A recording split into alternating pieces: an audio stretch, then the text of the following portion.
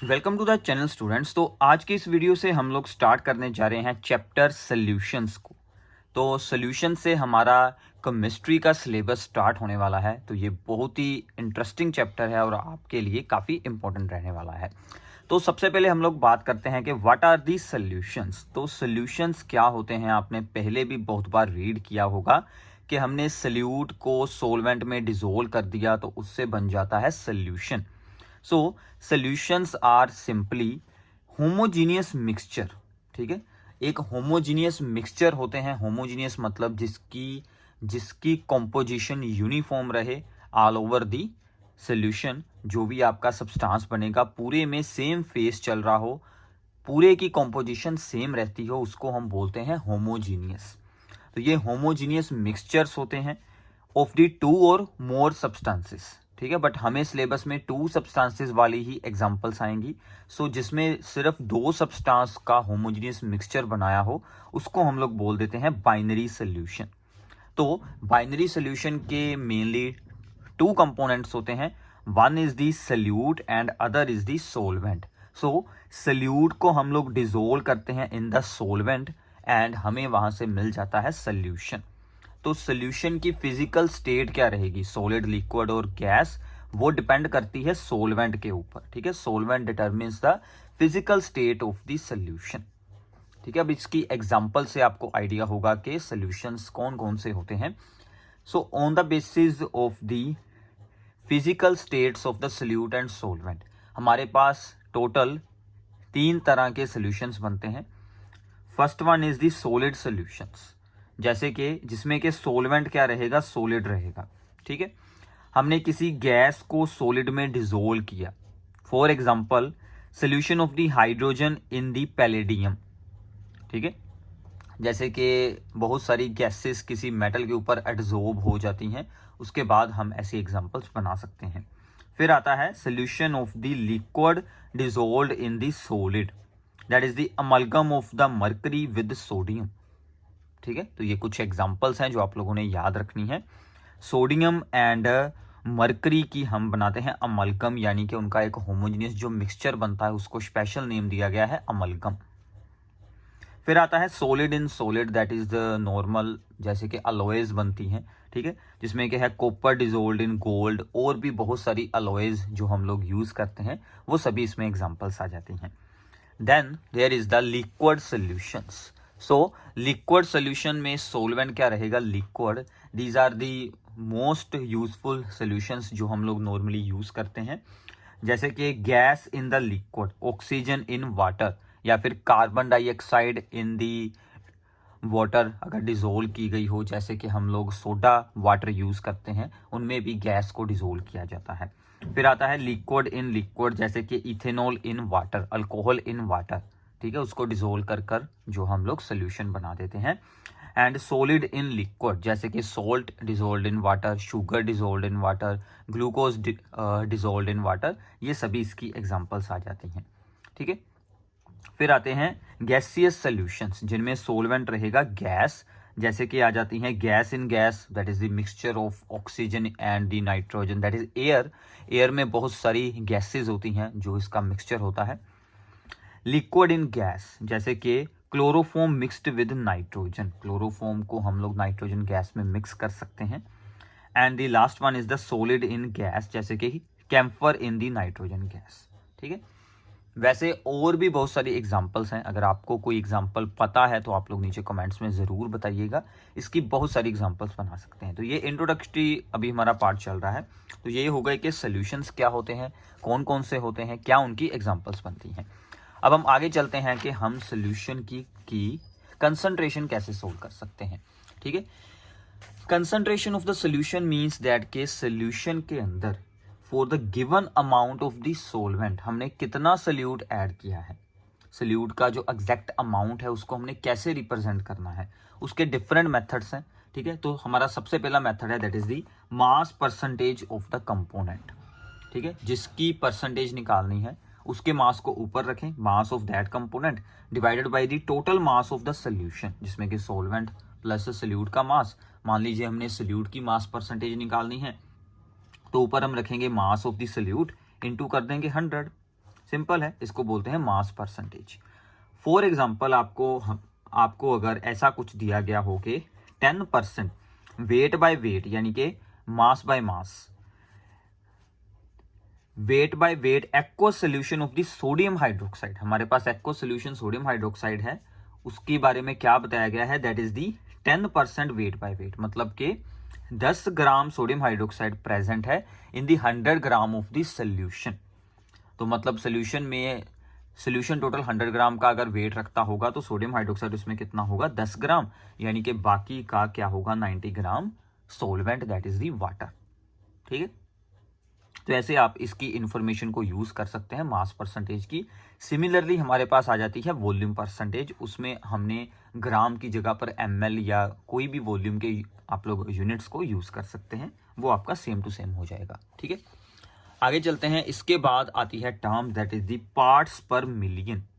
ठीक है, सेम है जैसे मास परसेंटेज को 100 के अकॉर्डिंग देखते हैं, इसको हम लोग देखेंगे पार्ट्स पर मिलियन के, 1 मिलियन के अकॉर्डिंग हमारे पास कितना अमाउंट है सोल्यूट का। ठीक है, सो इसको बोल देते हैं in short ppm of a component is equals to the mass of component divided by total mass of solution into, अब 100 की जगह पर आ जाएगा 1 मिलियन यानी कि 10⁻⁶ यानी कि 10 लाख। ठीक है, तो मास ऑफ द कंपोनेंट को ऊपर रखेंगे divided by total mass of solution into हम कर देंगे 10⁻⁶। अब इसका यूज क्या है, जैसे हमें मान लीजिए कुछ दिया गया हो कि कोई ए सब्सटेंस है, उसकी है कंसंट्रेशन है 3 ppm, इसका मतलब क्या है कि हमारे पास 3 ग्राम ऑफ ए प्रेजेंट है 1 मिलियन ग्राम ऑफ सोल्यूशन में।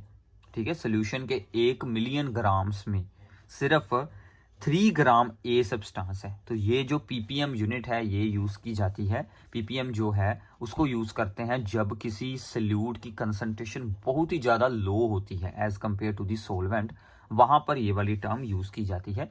ठीक है, ppm मोस्टली जैसे एयर में कई बार कुछ पोल्यूटेंट्स होते हैं या फिर वाटर में कोई पोल्यूटेंट होता है, उसके अमाउंट को शो करने के लिए हम लोग ppm यूज करते हैं। क्लियर है अभी?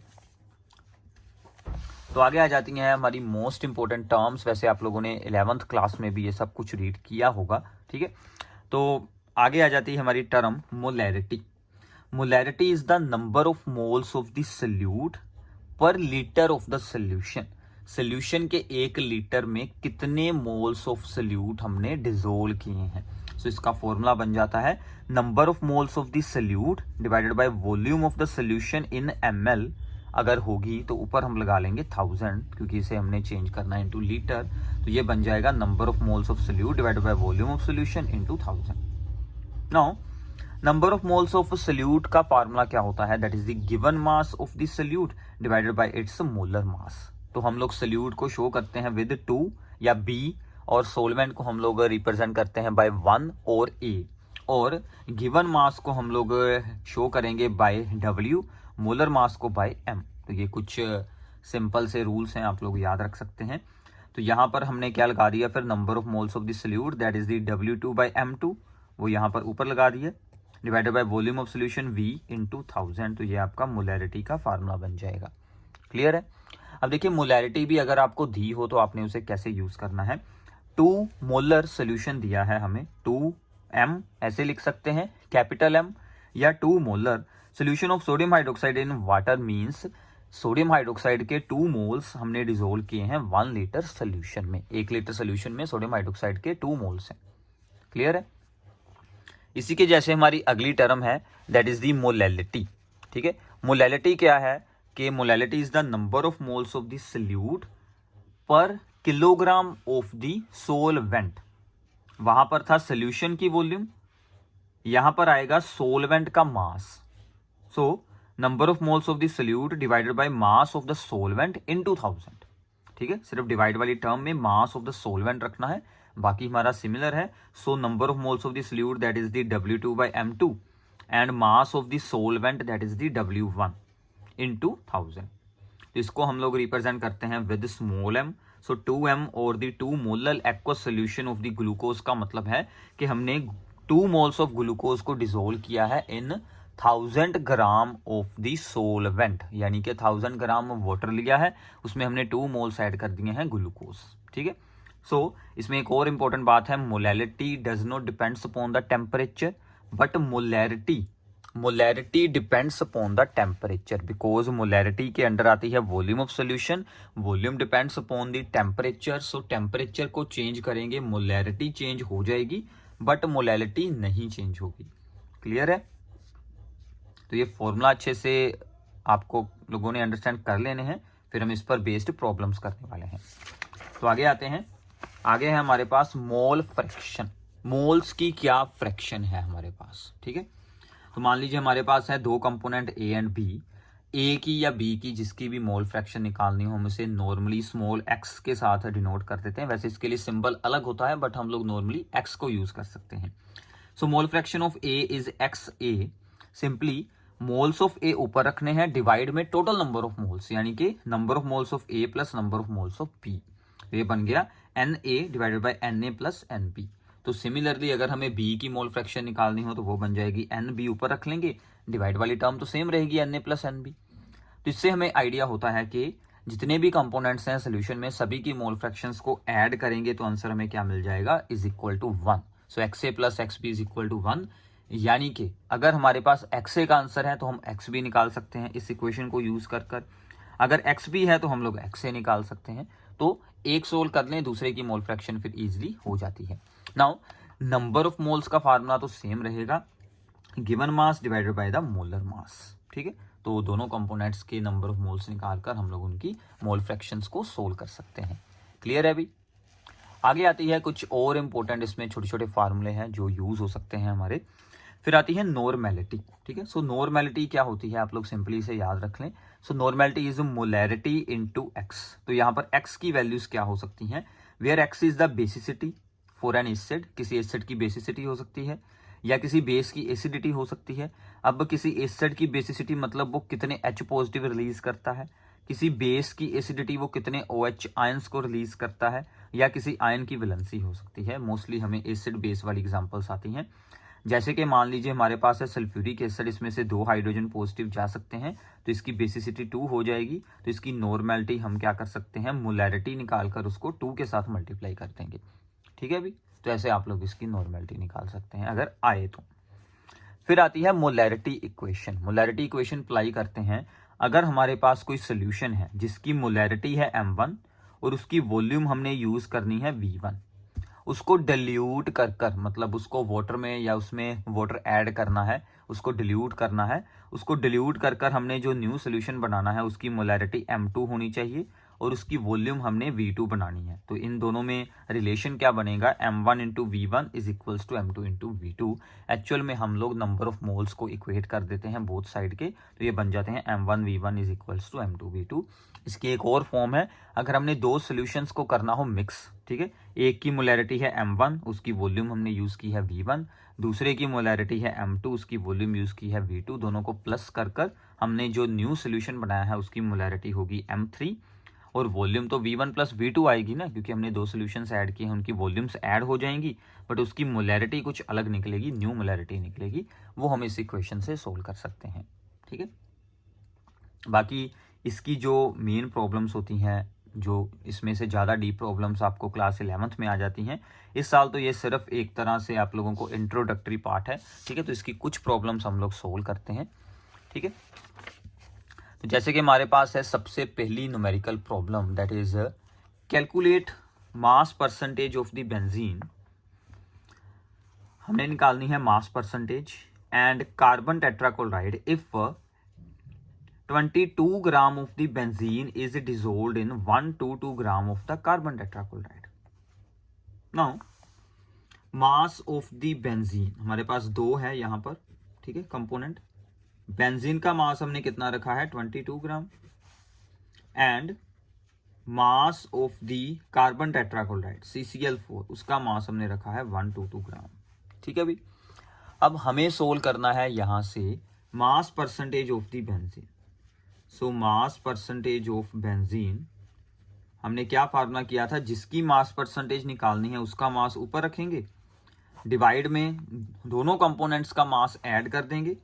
सो 22 प्लस 122 इंटू कर देंगे 100, ठीक है। तो ये आपका बन जाएगा अभी 22 ओवर 144 इंटू 100 इसको हम लोग 2 पर सोल्व कर सकते हैं। 11 ये बच गया 72। इसको अब आप लोगों ने कर देनी है डिवाइड, ठीक है। अब 11 को अंदर रखकर 72 के साथ करना डिवाइड, तो अप्रोक्सीमेटली आंसर आ जाएगा 0.127 इंटू है 100, तो ये आपका बन जाएगा 15.27%। इसमें बेंजीन है। तो ऐसे ही आप लोग सिमिलरली निकाल सकते हैं मास परसेंटेज ऑफ कार्बन टेट्राक्लोराइड। अब देखिए इसको सोल्व करने के दो मेथड है, एक तो सेम फार्मूला लगाएं, दूसरा क्या है, अब देखिए कि टोटल सब्सटेंस 100% होगा, ठीक है। अब 100 में से अगर इतने परसेंट आ गया बेंजीन, तो रिमेनिंग क्या बचेगा, कार्बन टेट्राक्लोराइड।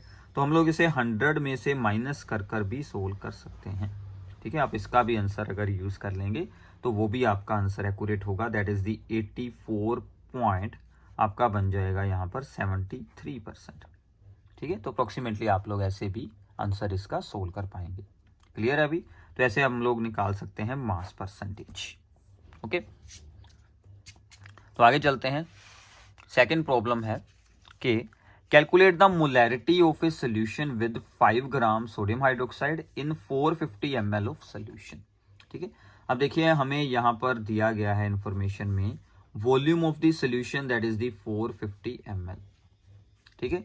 अब देखिए ये क्या है, 5 gram sodium hydroxide, that is the sodium hydroxide का गिवन मास है। तो sodium hydroxide is our solute, तो इसका मास हमने कितना लिया है, 5 ग्राम। अब देखिए M2 हमें सोल्व करना है, M2 is the molar mass of the solute. तो हमारा सोल्यूट कौन है, सोडियम हाइड्रोक्साइड, ठीक है। अब देखिए सोडियम का मास 23, ऑक्सीजन का मास 16, हाइड्रोजन का 1, तो ऐड करेंगे ये बन जाएगा 40 ग्राम, और इसकी यूनिट्स होती हैं 40 ग्राम पर मोल, एक मोल का 40 ग्राम। सभी कुछ आ गया। हमें सिंपली फॉर्मूला अप्लाई करना है, molarity is equals to the number of moles that is the W2 by M2 over volume of the solution into 1000, ठीक है। फॉर्मूले में ऑलरेडी आपको अच्छे से एक्सप्लेन कर दिए हैं, आप लोग वहां से रीड करें, याद रखें फॉर्मूले, तो इजी है काम। W2 की वैल्यू लग गई 5, M2 की वैल्यू लग गई 40, और वॉल्यूम है 450 इंटू है 1000। तो अब आपने इसको सोल्व करना है। अब देखिए सोल्विंग के बहुत सारे मेथड्स होते हैं अलग अलग, ठीक है। यहाँ पर तो इजी हो जाएगा, एक जीरो इसके साथ कैंसिल कर दें, एक जीरो इसके साथ कैंसिल कर दें, इसको कैंसिल करेंगे ये बच जाएगा आपका 9, इसको 2 पर कैंसिल करेंगे ये आ जाएगा आपका 5, सो दिस बिकम्स दी 5/18। इसको आप लोगों ने डिवाइड कर लेना, सो दिस बिकम्स 0.278 मोलर, ठीक है। इसको ऐसे लिख सकते हैं, इसको लिख सकते हैं M या फिर मोल पर लीटर, ठीक है, सेम ही बात है। ओके अभी तो अभी कुछ सिंपल प्रॉब्लम्स हैं, ठीक है। तो पहले आप लोग एक बार अपना बेस बना लें, आपको कुछ प्रैक्टिस के लिए भी प्रॉब्लम साथ में दी जाएंगी, वो भी सोल्व कीजिए। फिर एंड में हम लोग इसकी कुछ जो इससे थोड़ी सी डिफ़िकल्ट प्रॉब्लम आती हैं या जो प्रीवियस ईयर प्रॉब्लम्स हैं तो उसके ऊपर हम लोग एक सेपरेट वीडियो बनाएंगे, ठीक है भी। बाकी इसमें भी आपकी बहुत सारी प्रॉब्लम्स होने वाली हैं, इससे भी आपका 80% काम हो जाएगा। Calculate the mole fraction of the benzene in its 30% mass by mass solution in the carbon tetrachloride. अब देखिए हमें निकालनी है मोल फ्रैक्शन। इंफॉर्मेशन क्या है कि बेंजीन 30% मास बाय मास है विद कार्बन टेट्राक्लोराइड। जैसे मैंने आपको बताया था ना, एग्जांपल की थी मास परसेंटेज वाली, सिमिलरली वही है। इसका मतलब क्या है कि 30 gram benzene is in 100 gram solution, ठीक है ना। मास परसेंटेज का मतलब तो यही होता है। अगर 100 ग्राम सोल्यूशन है किस चीज के साथ है, कार्बन टेट्राक्लोराइड के साथ, सो इट मींस दैट कि 70 gram is the carbon tetrachloride, that is the solvent. Clear है अभी? तो यहां से अब हम लोग अज्यूम कर लेते हैं ये हमारा ए कंपोनेंट है, ठीक है। तो बेंजीन को ए मान लो, ठीक है। कार्बन टेट्राक्लोराइड को हम लोग बी मान लेते हैं। सो देयरफॉर WA आ गया हमारे पास 30 gram, that is the given mass, और WB आ गया हमारे पास 70 ग्राम। क्लियर है अभी? अब हमें बेंजीन का फॉर्मूला क्या होता है अभी, C6H6। अब इसका हमें सोल्व करना है मोलर मास, तो आप लोग सोल्व करें। कार्बन का होता है 12, 12 गुना 6 करेंगे, 12 into 6 that is the 72, plus hydrogen का हो गया 1 और हाइड्रोजन लगे हैं 6, ऐड करेंगे सो इट बिकम्स दी 78 ग्राम पर मोल। सिमिलरली आप लोगों ने CCl4 का सोल्व कर लेना है, ठीक है। इसमें आएगा 12 प्लस Cl का होता है 35.5, तो 35.5 को आप लोगों ने मल्टीप्लाई करना है विद 4, दैट इज दी 142, तो ये आपका बन जाएगा 154। ठीक है भाई। अब दोनों के मोल्स निकालें क्योंकि हमें मोल फ्रैक्शन सोल्व करनी है। सो हम पहले सोल्व करेंगे Na, that is the number of moles of A, W/M, so 30/78। Similarly हम लोग सोल्व कर लेंगे Nb, यानी कि number of moles of B, W/M। इतना क्लियर है अभी। अब इसको हम लोग सोल्व कर सकते हैं। This cancel out on the 6 पर कैंसिल करेंगे तो ये आपका बच जाएगा 5/13। इसको हम लोग कैंसिल कर सकते हैं ऑन दी 7, या फिर हम इसको कैंसिल कर सकते हैं 14 पर। ठीक है ना, 14 पर कैंसिल कर दें तो ये आपका बच जाएगा 5, और यहाँ पर बच जाएगा 14 के साथ 1 and 11। ये आपका बन गया 5/11। तो हम लोग पहले ही सोल्व कर देते हैं टोटल नंबर ऑफ मोल्स, ताकि बाद में हमें डिवाइड करना इजी रहे। Total number of moles are 5/13 plus 5/11। ठीक है। अब इनका एलसीएम करें तो एलसीएम करना आपके लिए इजी काम है। एलसीएम ना हो तो हम लोग इसको इसके साथ कर देंगे मल्टीप्लाई। सो 13 × 11, ये इधर मल्टीप्लाई होगा 55, ये यहाँ पर मल्टीप्लाई होगा plus 65, that becomes the 120 over 13 × 11। इसको मैंने ऐसे ही रखा क्योंकि ये बाद में सोल्व आउट हो जाएगा, इसलिए आप इसे ऐसे ही यूज़ कर सकते हैं, कोई इशू नहीं है आगे इसको सोल्व करने का। ओके अभी तो इसके आगे है कि अब हमें यहाँ से निकालनी है मोल फ्रैक्शन। ठीक है। अब हम यहाँ से सोल्व करेंगे XA को। सो XA का फार्मूला क्या है? XA is the NA over NA plus NB। ठीक है। अब NA की वैल्यू हमारे पास क्या आई है? दैट इज दी 5/13। ठीक है, ये आ गई Na की वैल्यू, दिस वन, और डिवाइड में हमने रखना है total number of moles Na plus Nb की वैल्यू दिस वन है। सो 120 ओवर 13 × 11, तो ये आपका बन जाएगा 5/13। ये वैल्यूज ऊपर चली गई और ओवर में आ गया आपका 120। 13 के साथ 13 सोल्व हो गया, इसको करेंगे 5 पर cancel, that becomes the 24। So it becomes the 11/24। ठीक है, 11/24 को आप लोगों ने डिवाइड करना है, so it becomes the 0.458। Okay अभी तो हमने सोल्व करनी थी मोल फ्रैक्शन ऑफ बेंजीन, तो मोल फ्रैक्शन ऑफ बेंजीन को हमने ए माना था, तो मोल फ्रैक्शन ऑफ बेंजीन का आंसर क्या आ गया? 0.458। क्लियर है अभी? तो ऐसे आप लोगों ने सेपरेटली मोल्स को सोल्व कर डिवाइड कर ऐसे इसको इजी वे से जो आपकी सोल्विंग बन सकती है। शुरू में डिवाइड करने की कोई खास आपको ज़रूरत है नहीं, उससे आपका सम जो है वो डिफ़िकल्ट हो जाएगा। उससे अच्छा है आप लोग ऐसे इसे सोल्व कर लें तो ईजिली हो जाएगा। ओके अभी तो आगे चलते हैं। Fourth problem, that is the important one. Statement read out करते हैं सबसे पहले। That is the concentrated nitric acid used in the lab work is 68% nitric acid by mass in aqueous solution.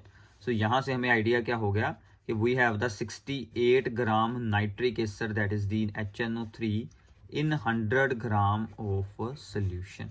ठीक है, पहले ही इंफॉर्मेशन आप लोगों ने बना लेनी है जो भी आपको स्टेटमेंट दी गई है। इतना पता चल गया। आगे देखते हैं क्या पूछा है। What should be the molarity, हमें मोलैरिटी निकालनी है of such a sample of the acid if the density of the solution. तो हमें दूसरी वैल्यू यहाँ पर क्या दी गई है? Density of the solution. ठीक है, सोल्यूशन की डेंसिटी क्या है? 1.504 ग्राम पर ml। अब देखिए मोलैरिटी के फार्मूले में क्या क्या यूज होता है। Given mass of the solute, molar mass of the solute, तो सल्यूट का है गिवन मास, मोलर मास इसके फार्मूले से बन जाएगा, and volume of the solution. But हमारे पास है मास ऑफ द सल्यूशन, हमें चाहिए वॉल्यूम। तो मास और वॉल्यूम का रिलेशन कौन बनाता है? डेंसिटी, तो हमें दी हुई है डेंसिटी। ठीक है, डेंसिटी का फार्मूला क्या होता है अभी? Mass by volume. So this is equals to the 1.54। तो हमने निकालनी है volume of the solution, that becomes the mass divided by 1.504। So ये यहाँ पर आ गया, ये ऊपर चला गया, तो मास की वैल्यू है 100 ग्राम। ये है सोल्यूशन के लिए सब कुछ, ठीक है, फॉर दी सोल्यूशन। तो यहाँ से हमारे पास आ जाएगी वॉल्यूम, यूनिट्स क्या लगेंगी? एम में। इसको डिवाइड करने की अभी ज़रूरत नहीं है, इसको बाद में आप लोग सिंप्लीफाई कर सकते हैं, अभी इसको ऐसे ही रख लेते हैं। So now apply the formula of the molarity. So molarity becomes, formula लिखें पहले, W2 by M2, number of moles of the solute into volume of solution into 1000. So W2 is the 68 ग्राम.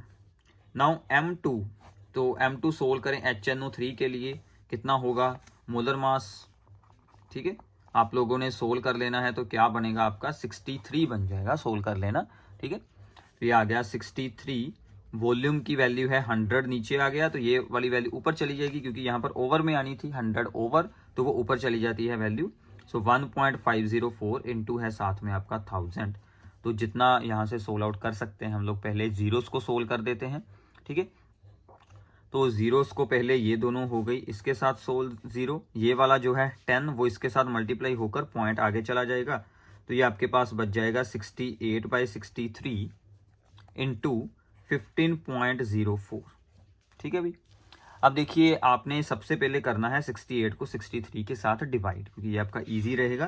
तो इजी आ जाएगा 1.08 के आसपास. ठीक है, 2 digit ही आप लोग यूज करते रहें पॉइंट के बाद. ठीक है, 2 डेसिमल प्लेस तक. अब इन दोनों को आप लोगों ने कर लेनी है मल्टीप्लाई, तो उसके आंसर को भी आप लोगों ने राउंड ऑफ कर 2 डेसिमल प्लेस तक लिख देना है.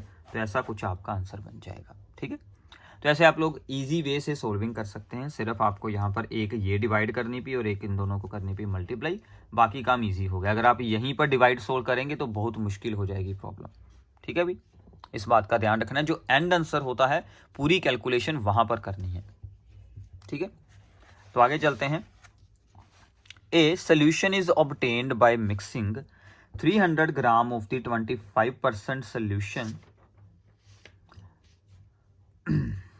And 400 gram of the 40% solution by mass. 2 अलग अलग सोल्यूशंस हैं जिनमें सोल्यूट की मास परसेंटेज अलग अलग है. Calculate the mass percentage of the resulting solution. So now mass of the solute हम लोग सोल्व कर सकते हैं कि टोटल हमारे पास कितना आएगा.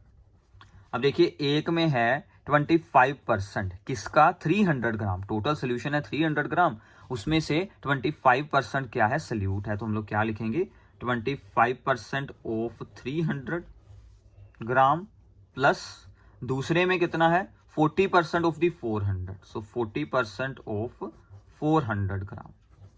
तो इसको पहले सोल्व कर लेते हैं. 25 इंटू 300/100 प्लस 40/100 इंटू 400. ठीक है, जीरोस कैंसिल हो जाएंगी इजिली. तो ये आपका बच जाएगा 75 प्लस 160, दैट इज दी 235 ग्राम. तो ये आपका आ गया अभी मास ऑफ द सोल्यूट. अब देखिए, total mass of the solution क्या है. टोटल मास ऑफ सोल्यूशन हमारा कितना बन रहा है, एक है 300 ग्राम सोल्यूशन, दूसरा है 400 ग्राम सोल्यूशन. तो ये बन गया आपका 300 प्लस 400 700 ग्राम सोल्यूशन. ठीक है, अब हमें निकालनी है mass percentage. So mass percentage actual में यहाँ पर सोल्यूट की पूछी गई है. So mass percentage of resulting solution, तो वो अब क्या बनेगी, अब तो आपके लिए इजी है. अभी क्या बनेगी, ऊपर हमने रखना होता है मास of the solute, that is the 235. Divide में हमने रखना है total mass of the solution, that is the 700 into 100. Zeros cancel हो जाएंगी. 235 को 7 से डिवाइड करेंगे, सो दैट इज 3 पॉइंट, ये आपका बन जाएगा अप्रोक्सीमेटली 57%. ठीक है, तो ऐसे आप लोग इनको सोल्व कर पाएंगे. बिल्कुल ईजी सा कॉन्सेप्ट है. आपको न्यूमेरिकल्स अंडरस्टैंड हो जाएं तो बिल्कुल अच्छा है, क्योंकि ये जो चैप्टर है इसमें से मोस्टली न्यूमेरिकल्स आने वाले हैं. तो इस पूरी वीडियो को आप लोगों ने ध्यान से सुनना है, अपने नोट्स प्रिपेयर कर लें. आपको इसके साथ एक PDF फाइल मिलेगी जिसमें कि आपको प्रैक्टिस प्रॉब्लम दी होगी इस टॉपिक पे ऊपर बेस्ड. ठीक है, जिसमें कि आपको NCERT प्लस प्रीवियस ईयर दोनों ही प्रॉब्लम्स मिल जाएंगी. तो वो आप लोगों ने अच्छे से सोल्व आउट करनी है. ठीक है भी, और उसमें से अगर कोई प्रॉब्लम आती है तो आप लोग नीचे कमेंट्स में हमसे पूछ सकते हैं. Thanks for watching this video. बाकी के सभी चैप्टर्स की भी ऐसी क्लासेस आपको हमारे चैनल पर ऑलरेडी मिल जाएंगी. Do subscribe to the channel and अपने सभी फ्रेंड्स के साथ शेयर करें. Thank you.